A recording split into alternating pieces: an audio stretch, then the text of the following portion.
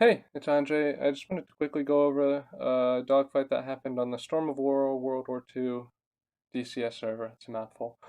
Um, and I actually did something similar to this a while back. And what's cool about that is that a former F-15C pilot actually analyzed that same attack view and gave his own inputs, which are obviously better than mine. So I put that in the description of that video if you want to check that out. But this situation's a little different. It's a straight up 2 versus 2. And before I get into this, I want to point out the difference between the formation that Larsky and I have going on and the formation that these two 109s have going on.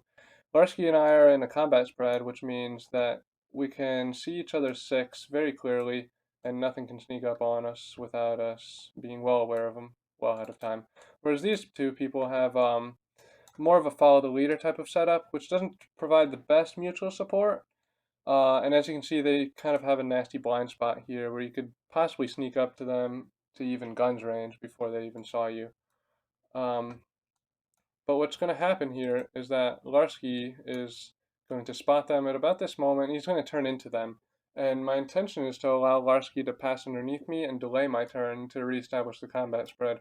But at this moment, I actually get visual on them, and I realize that they're actually offensive on me, which means that I have to turn into them to not allow them to put me in a defensive position before the merge. And right here, I'm going to kind of go for a Hail Mary shot on the number 2 here. And I get pretty lucky because I actually shoot him down here. But what's important here is what happens after the merge. Immediately after the merge, my focus is divided both on Larsky and on this 109 that I just shot. And I want to ensure two things. One, that I'm providing separation between Larsky and I, and two, that this 109 doesn't provide an immediate threat to Larsky. And the second I see that this 109's nose is pointed down right here about, is where I realize that he's out of the fight. Even if I didn't land a single bullet on this 109, if he was completely undamaged, I know that the time it would take him to pull out of this dive and climb back up to the fight, it would be too late to help his flight lead. So 100% of my focus now is divided between Larsky and the flight lead. And as you can see here, the reason I'm providing separation between Larsky and I is so that we can form our own two circles. And what this forces this 109 to do is to choose one and be blindsided to the other. And as you can see here, we kind of have our two circles going on. And if this 109 were to loosen up his turn and go for me, then Larsky would easily be able to get the turn on him and shoot him down. And if he were to continue his turn, then I would be on his 6 before he even could get guns on Larsky. And especially with his wingman bailing out, this guy's best option is really just to run at this point. And that's actually exactly what he does. And at this moment, the setup Larsky and I have going on changes from a setup where we have mutual support to a setup where that can allow him to put 100% of his focus on this 109. And that happens with me just essentially providing high cover for him. Because in reality, at this moment, I'm fully expecting the second 109 that I shot previously to come back into the fight and try to help his wingman.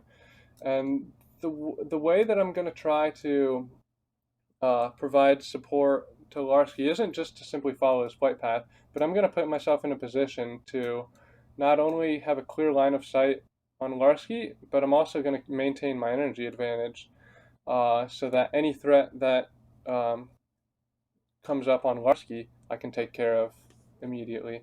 And what's unfortunate about attack view here is that Larsky pilot snipes this 109 and he actually disappears.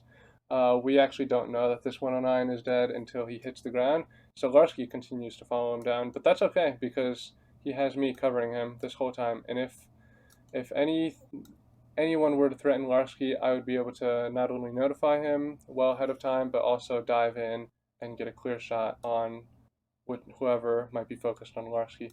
So at about at this time is where Larsky confirms the kill, the 109 goes in. I tell him that he's clear for the climb out, and just a few seconds later, about right here, we reestablish the combat spread.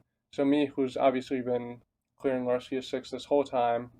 Um, I'm making sure that nobody's sneaking up on him, and then Larsky now has a clear visual on me, and he can ensure that nobody's sneaking up on me. And here I cross under, and back to square one, where we were in the combat spread. And you might be thinking, well, this wasn't really a 2v2, it was just a 2v1 with a lucky shot at the beginning. And you might be saying, like, well, what would you have done differently if this was truly a 2v2 after the merge? And to that, I say I wouldn't have done anything differently.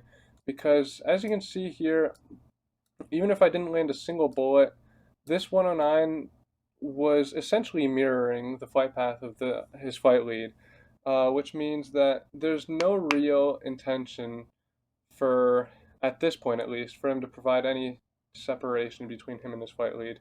And that means that there's no real difference between fighting this 109 and this 109 who are flying the same flight path as fighting just this 109.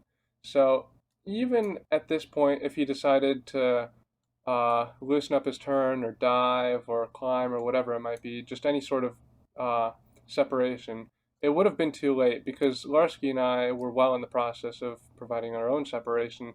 And best case scenario, you would have gotten a situation where Larsky's behind the flight lead, and then the number 2 is behind Larsky, and then I'm behind that 109, which obviously heavily favors us.